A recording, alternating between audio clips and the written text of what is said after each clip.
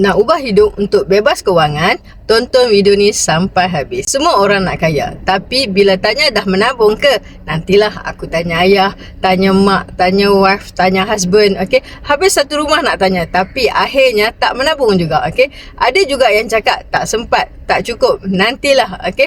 Alasan semuanya betul, tapi semuanya tak akan membantu diri sendiri, okey. Ada juga cakap nanti kaya lah baru mula, okey. Tapi tak perlu tunggu kaya untuk mula menabung, tapi mula menabung untuk jadi kaya, okey. Untuk mencapai kekayaan sebenar adalah dengan mula menabung walaupun dalam jumlah yang kecil. Menabung ni bukan milik orang kaya, tapi ia adalah tabiat yang bijak, okey. Ada juga orang kaya yang tak menabung, tapi tak apalah, dia orang dah kaya, tapi kita yang tak kaya ni kena bijak dan boleh sama jadi kaya dengan menabung. Menabung bukan pasal duit banyak, tapi pasal disiplin dan impian, okey. Duit yang disimpan hari ini boleh jadi penyelamat masa depan. Kalau duit banyak pun, kalau tak menabung, tetap impian musnah, okey. Hanya serendah RM100, ia bakal mengubah sistem keuangan anda, jadi konsistenlah menabung.